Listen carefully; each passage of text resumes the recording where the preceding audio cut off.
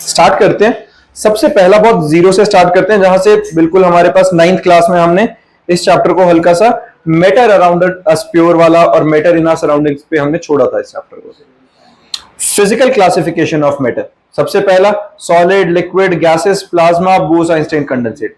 कोई बच्चा जिसको इन पांचों में से किसी एक में भी दिक्कत है। सॉलिड, लिक्विड, गैसेस सबको पता है। प्लाज्मा में अगर डाउट है थोड़ा सा मैं बता देता हूं। प्लाज्मा क्या होता है, अगर हम दो हाई पोटेंशियल वायर्स को क्लोज लाते हैं तो उसके बीच की जो एयर है वो आयनाइज हो जाती है।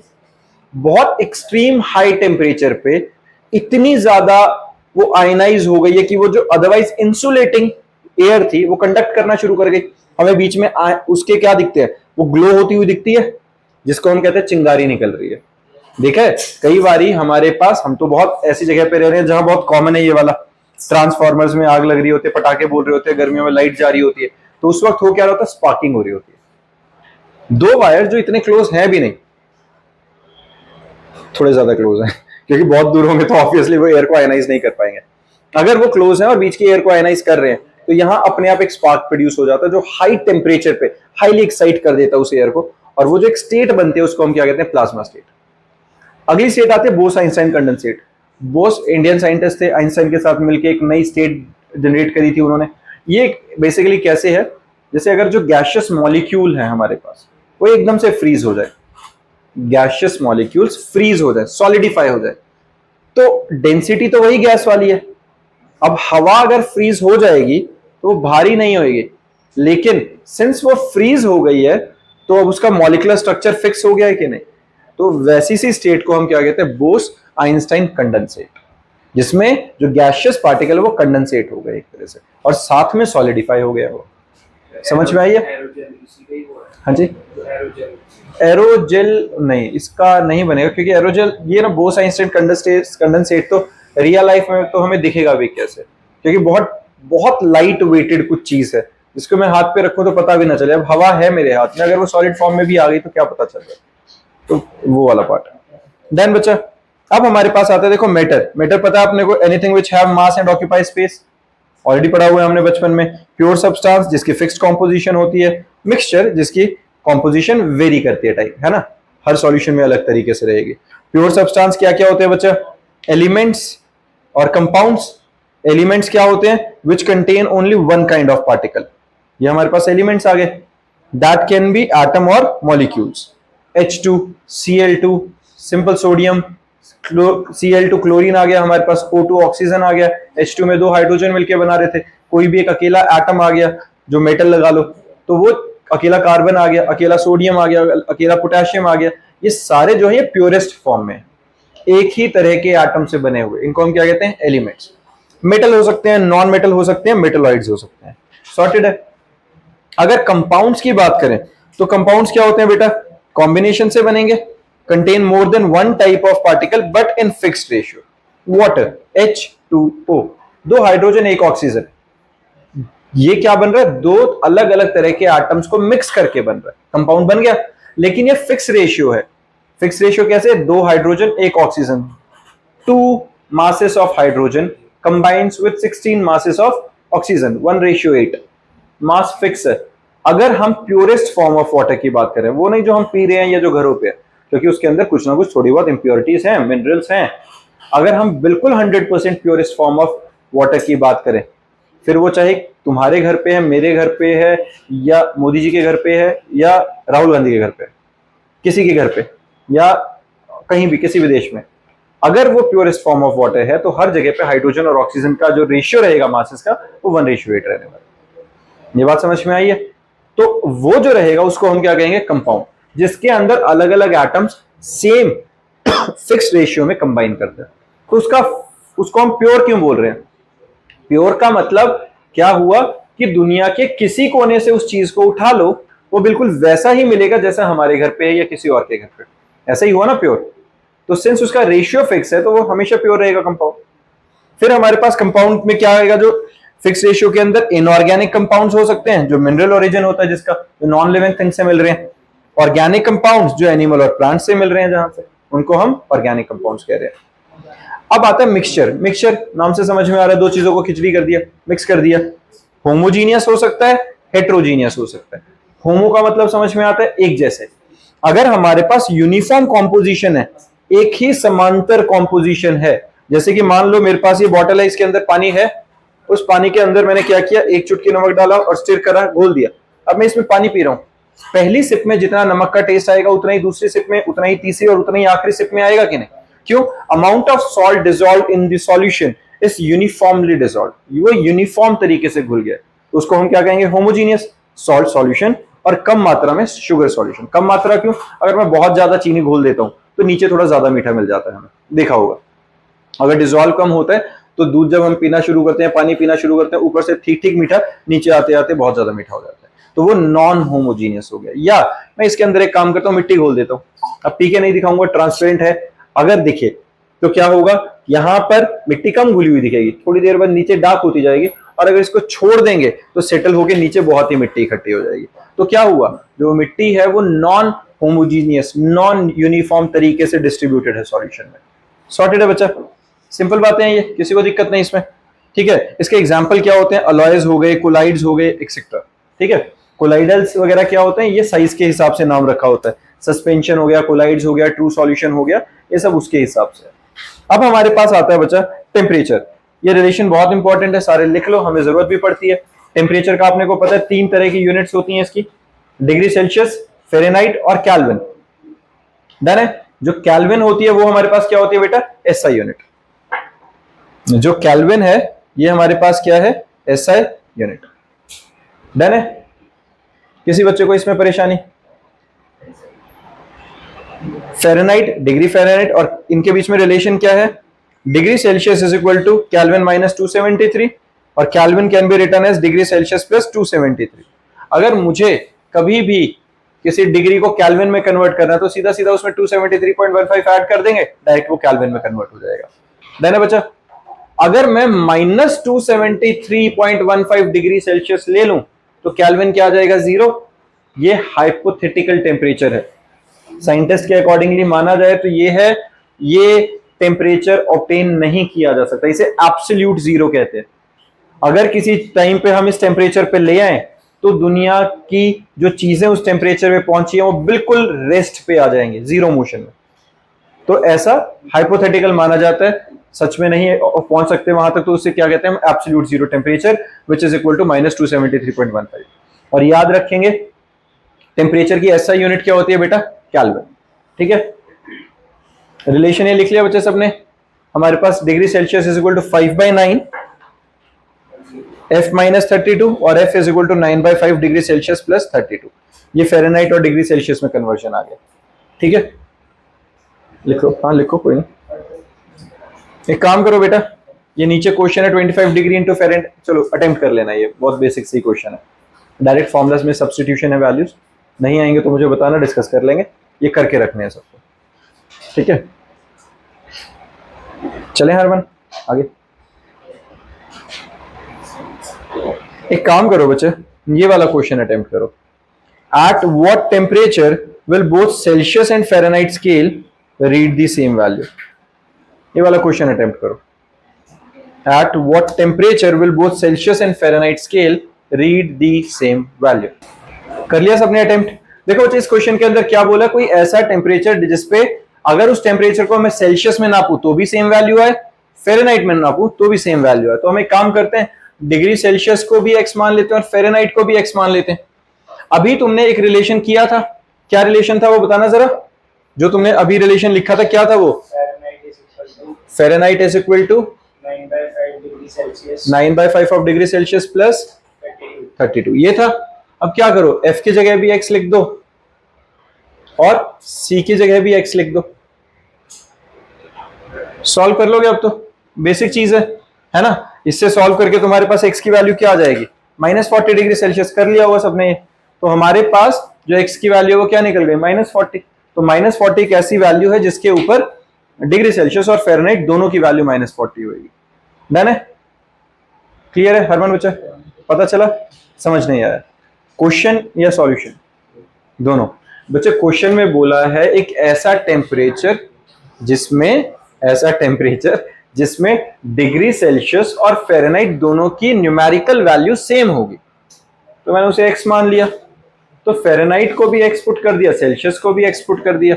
अब क्या करना है, एक्स वाले एक तरफ कर लेते हैं, इसको इधर भेज दूं, -32 is equal to 9/5 of x minus x लिख लूं कि नहीं? एलसीएम लूंगा तो क्या आएगा, 9 - 5 4x/5 आ गया, is equal to 32। Cross multiply करो, -32 टाइम्स 5/4 -40। ठीक है, तो इस टेम्परेचर पे -40 डिग्री सेल्सियस और -40 डिग्री फ़ारेनहाइट सेम टेम्परेचर को रिप्रेजेंट कर रही है। क्लियर बात है बच्चा? इसके बाद हमारे पास आता है बच्चा लॉ ऑफ केमिकल कॉम्बिनेशन। देखो, लॉ ऑफ केमिकल कॉम्बिनेशन भी हमारे लिए बहुत कुछ नया नहीं है, ये भी हमने छोटी क्लास में एक बार पढ़ा हुआ है, 9th क्लास में। पहला, law of conservation of mass. Law of chemical combination में पहला लॉ क्या है? Law of conservation of mass. हमें पता है क्या है? मास can neither be created nor be destroyed, the total mass in a chemical reaction is always constant. Mass or matter can neither be created nor be destroyed but can be converted into other, or sum of the masses of reactant is always equal to sum of the masses of product। reactant से हमें क्या मिलेगा बच्चा? Product. अगर हमारे पास A plus B मिलकर C plus D बना रहे हैं, मतलब रिएक्टेंट मिलकर प्रोडक्ट बना रहे हैं, तो हमारा मासेस का सम, जो रिएक्टेंट का मास होगा और प्रोडक्ट का मास होगा, वो एग्जैक्टली सेम होना चाहिए, क्योंकि मासेस में कुछ और थोड़ी ना हो रहा है। रिएक्टेंट्स आपस में रिएक्ट करके घट के ही तो कोई नया प्रोडक्ट क्रिएट कर रहे हैं।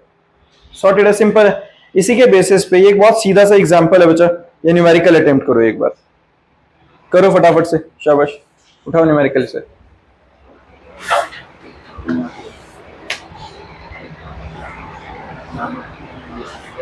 करो करो, हाँ मैं कर देता हूँ, कोई नहीं, करो तुम न्यूमेरिकल करो।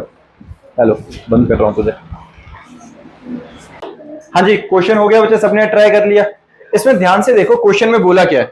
6.3 gram of NaHCO3 added to 15 gram of CH3COH। Total sum कितना हुआ? 15 + 6 कितना हुआ बच्चे?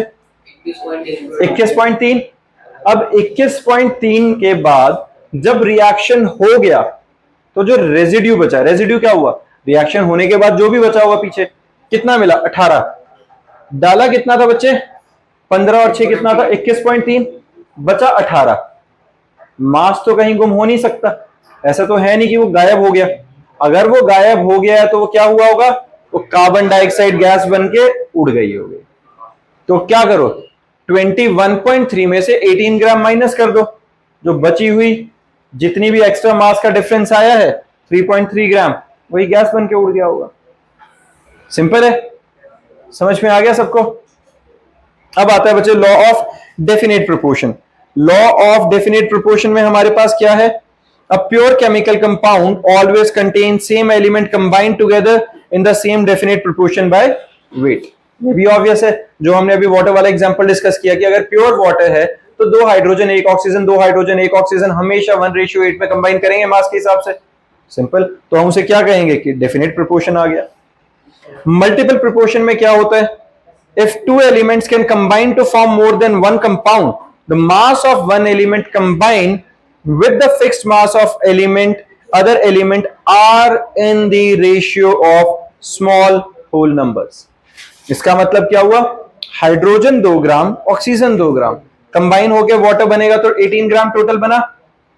2 ग्राम और अब हाइड्रोजन और ऑक्सीजन, इसमें हम क्या कर रहे हैं? हाइड्रोजन 2 ग्राम, ऑक्सीजन 32 ग्राम, हाइड्रोजन पर ऑक्साइड 34 ग्राम, 16:32, 1:2 बना के नहीं। अगर एक ही एटम दूसरे सेम एटम से अगर बॉन्ड बना के कुछ अलग कंपाउंड्स बनाता भी है तो हमेशा उस कॉमन एटम का जो रेशियो रहेगा वो होल नंबर रेशियो रहेगा, वो फ्रैक्शंस में नहीं आएगा कभी। क्लियर बात है बच्चा? ये समझ में आया? डेफिनेशंस याद रख लेनी है, ये डायरेक्टली पूछी जा सकते हैं तुमसे। लॉ ऑफ रेसिप्रोकल प्रोपोर्शन और law of equivalent proportions. When two different elements combine separately with a fixed mass of third element, the ratio in which they do so will be same or some simple multiple of the ratio in which they combine with each other। मतलब क्या हुआ? अगर यहां पे तुम देखो, hydrogen sulphur के साथ कंबाइन कर रहे हैं, हाइड्रोजन ऑक्सीजन के साथ भी कंबाइन कर रहा है। हाइड्रोजन जब सल्फर के साथ बॉन्ड बना रहा है तो 2:32, 1:16 आ गया। हाइड्रोजन जब ऑक्सीजन के साथ बना रहा है 2:16 1:8 आ गया। अब ऑक्सीजन और सल्फर जब आपस में कंबाइन कर रहे हैं तो 1:1 आ रहा है। ऑक्सीजन कितना है, सल्फर का मास 32, O2 का मास कितना हो गया 16 + 16 32, तो ये 1:1 आया कि नहीं।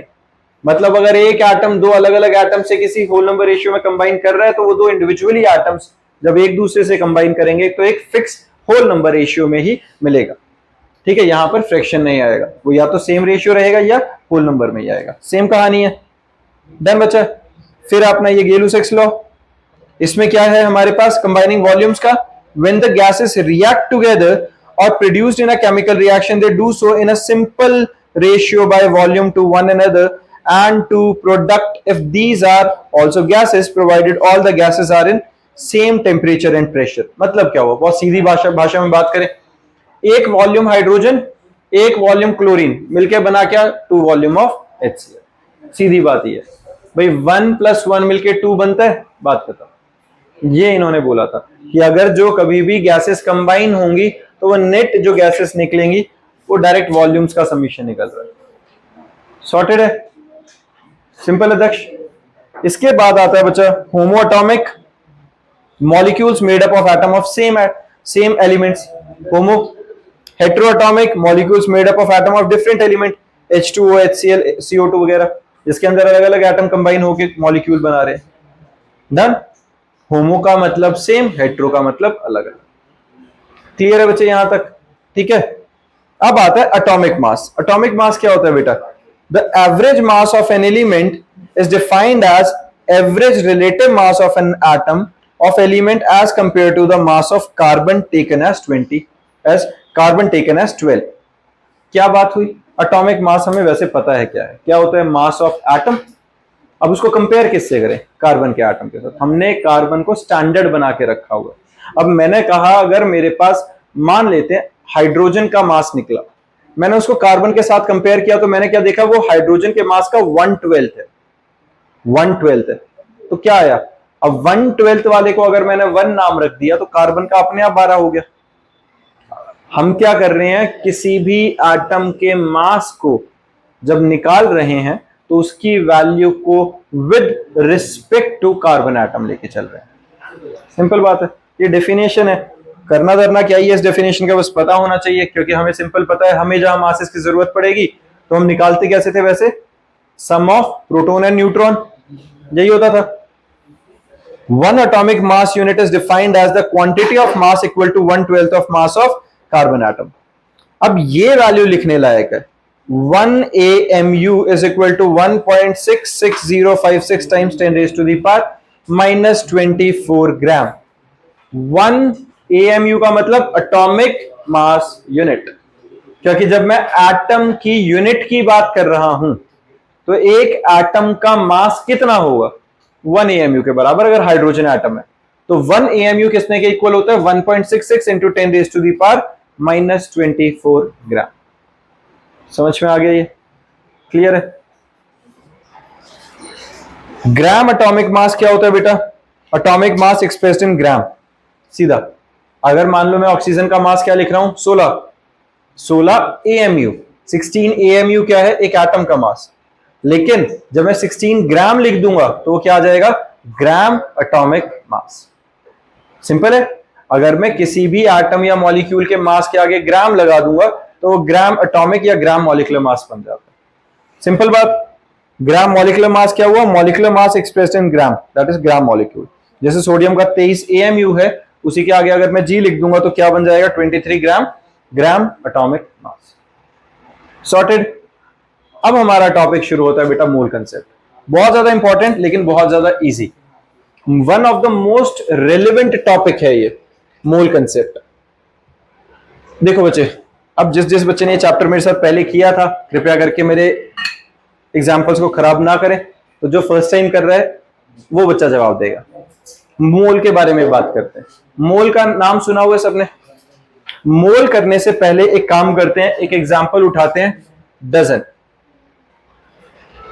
डजन पता है बच्चे क्या होते हैं, है ना, डजन पता है। अंश बाबू, डजन का मतलब क्या होता है, 12 चीजों का एक यूनिट। 12 चीजों का एक यूनिट, बेसिकली 12। डजन का मतलब वो कोई 12 चीजें, है ना, सीधी सी बात है। अब अगर मैं तुम्हें ये कहूं कि 1 डजन प्लैनेट्स चाहिए तो कितने प्लैनेट आएंगे? और अगर मैं 1 डजन पेन मांगू तो भी 12। प्लैनेट इतने बड़े हैं, पेन इतने छोटे हैं, तो भी दोनों 12 ही 12 आएंगे। साइज से फर्क पड़ा, ऑब्जेक्ट से फर्क पड़ा, नेचर से फर्क पड़ेगा।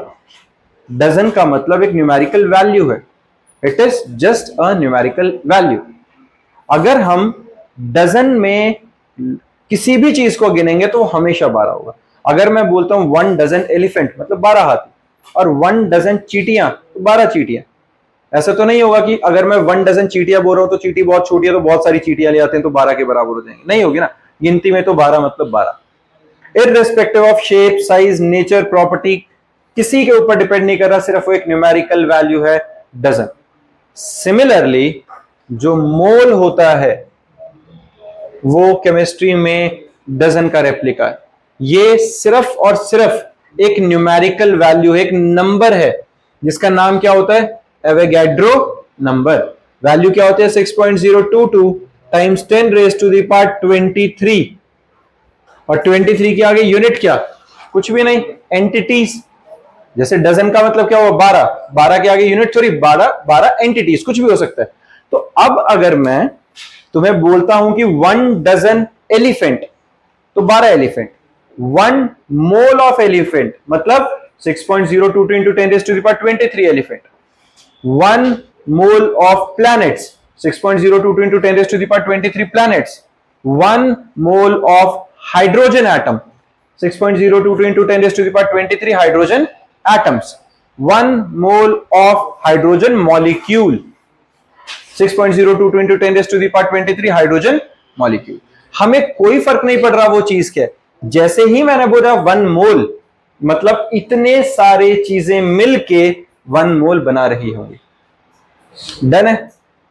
अगर ये इतनी सी ही बात है तो इसमें इतना छुपा हुआ क्या था कि one of the most relevant है।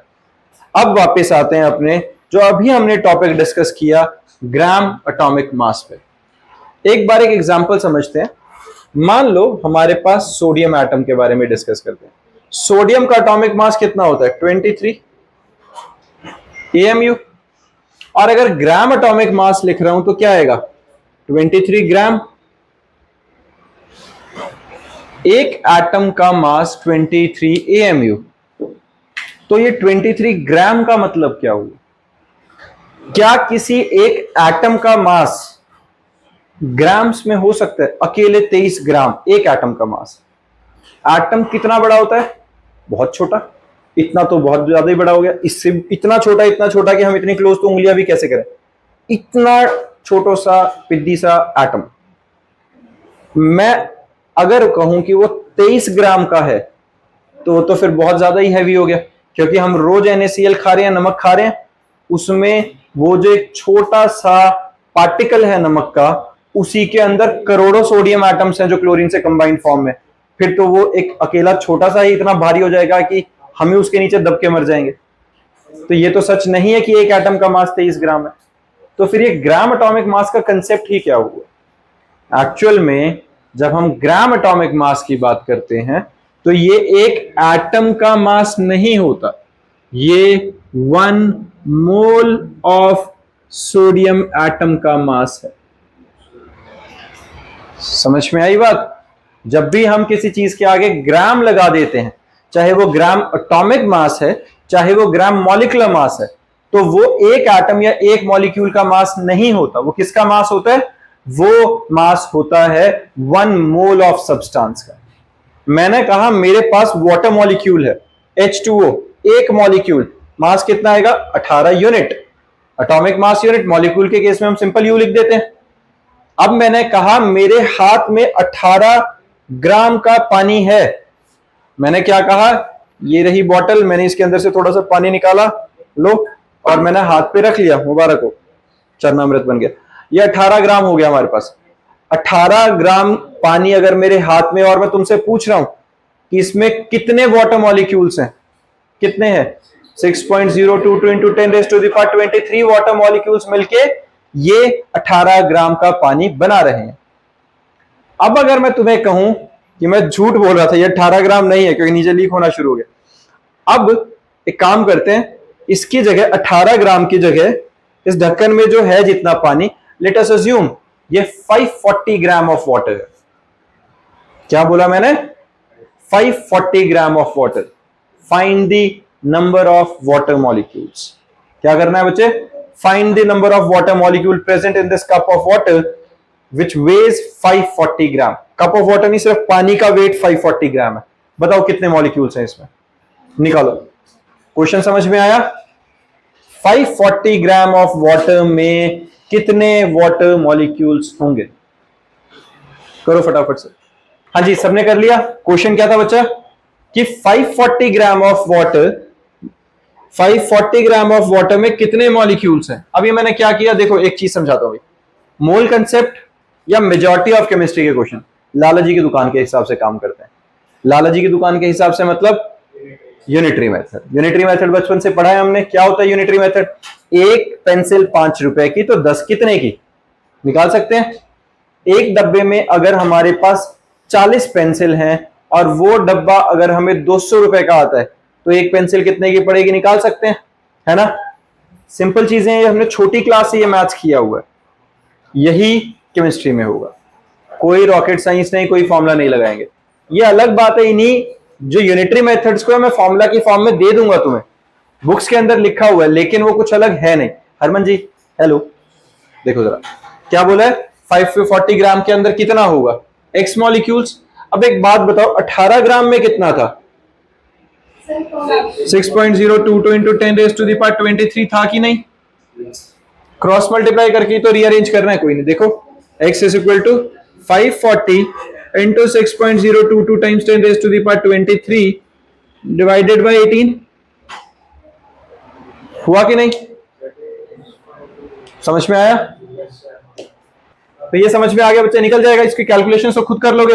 18 और 540 एक कैंसिल आउट हो जाएंगे, है ना। 3 6 18 पॉइंट जो भी आ रहा होगा 0.66 इंटू 10⁻24 निकल गया कि नहीं? हो गया आंसर। अब एक और चीज बचा, ये हमारे पास होता है मोल कंसेप्ट। इसके अंदर एक और चीज ध्यान रखना, अगर हम गैसेस की बात कर रहे हैं, 1 मोल ऑफ गैसियस सब्सटेंस की वॉल्यूम हमेशा क्या रहेगी? 22.4 लीटर्स। ये फिक्स है। अगर 1 मोल ऑफ गैसियस सब्सटेंस है, अगर मेरे पास कोई हाइड्रोजन गैस है और वो 1 मोल ऑफ गैस है, तो हमेशा उसकी वॉल्यूम क्या रहेगी बच्चा? फिक्स है 22.4 लीटर्स। चाहे मैं उसको हाइड्रोजन कहूं, क्लोरीन कहूं, ऑक्सीजन कहूं, दुनिया की कोई भी गैस अगर 1 मोल ऑफ होगी तो 1 mole of gas will always occupy 22.4 litre at normal temperature pressure. Done है। इसके साथ एक और फॉर्मूला लिखो, molecular mass is equal to molar volume into density, और molar volume is equal to 22.4 litres. Sorted है, ये सिंपल है। मॉलिक्यूलर मास, मास का फॉर्मूला यही होता है बच्चे, वॉल्यूम इनटू डेंसिटी होता है ना। तो molar volume into density, molar volume क्या होता है? 22.4। सॉर्टेड। तो कुछ अलग फॉर्मूला नहीं है। नंबर ऑफ मोल्स का कोई फॉर्मूला बना के ही रटना चाहता है तो given mass by molecular mass या given mass by atomic mass से डायरेक्ट हमें नंबर ऑफ मोल्स मिल जाएंगे। क्लियर बात है?